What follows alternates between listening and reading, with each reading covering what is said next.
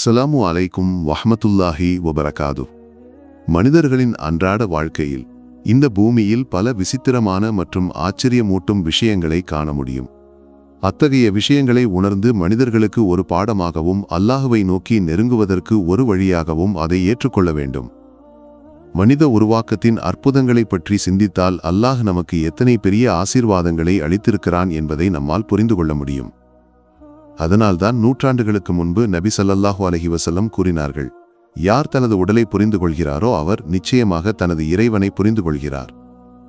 அல்லாஹுவின் படைப்பு அவ்வளவு மகத்துவமும் ஆச்சரியமும் நிறைந்தது.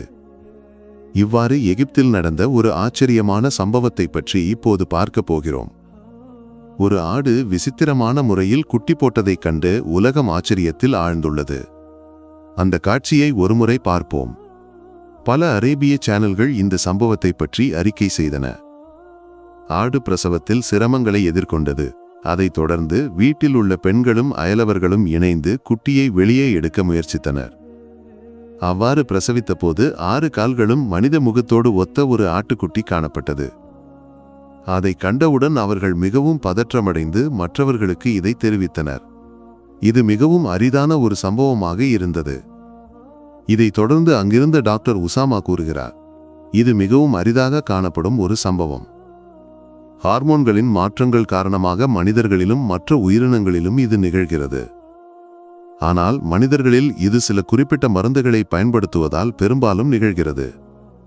அல்லாஹ்வின் படைப்பை பற்றி நாம் சிந்திக்க வேண்டியது அவசியமாகும். நம்மை சுற்றி பல சிக்கல்கள் இருந்தபோதிலும் எவ்வித குறையும் இல்லாமல் நம்மை படைத்தவன் எவ்வளவு பரிசுத்தமானவன். ஒவ்வொரு உறுப்பு இல்லாதவர்களுக்கு அதன் மதிப்பு தெரியும், கண்ணில்லாதவனுக்கு கண்ணின் மதிப்பு தெரியும் என்று முன்னோர்கள் கூறுவது எவ்வளவு உண்மை. நமது உடலில் உள்ள செயல்முறைகளில் ஏதேனும் பிரச்சினை ஏற்பட்டால் லட்சங்களும் கோடிகளும் செலவாக வேண்டியிருக்கிறது. ஆனால் எவ்வித பிரச்சினையும் இல்லாமல் அவன் நம்மை படைத்தான். ஆனால் இத்தகைய பிரச்சினைகள் மூலம் அவன் சோதிக்கும் மக்களுக்கு மிகப்பெரிய கூலியை அல்லாஹ் தயார் செய்து வைத்திருக்கிறான்.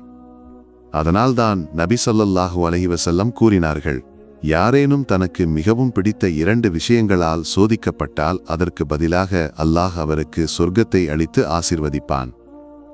இதில் குறிப்பிடப்படுவது 2 கண்களை பற்றியது என்று அறிஞர்கள் கூறுகின்றனர். ஆனால் அல்லாஹுவின் ஆசீர்வாதங்களை நாம் சாதாரணமாக எடுத்துக்கொள்ளக்கூடாது. ஒவ்வொரு ஆசீர்வாதத்தை பற்றியும் மறுமையில் அல்லாஹ் கேள்வி கேட்பான் என்று புனித குர்ஆனில் கூறப்பட்டுள்ளது. எனவே அல்லாஹ் நமக்கு அளித்த ஒவ்வொரு ஆசீர்வாதத்திற்கும் நாம் அவனுக்கு நன்றி செலுத்த வேண்டும். ஒவ்வொரு உறுப்பிற்கும் நன்றி செலுத்த வேண்டிய விதத்தை அறிஞர்கள் நமக்கு கற்றுத்தந்துள்ளனர். உதாரணமாக, கண்களால் நன்றி செலுத்துவது என்பது அல்லாஹ் தடை செய்தவற்றை பார்க்காமல் இருப்பது. இவ்வாறு ஒவ்வொரு விஷயத்திற்கும் ஒரு பொறுப்பு உள்ளது. எனவே ஒவ்வொரு விஷயத்தையும் புரிந்து கொண்டு அல்லாஹுவை வணங்கி வாழ முயற்சிக்க வேண்டும்.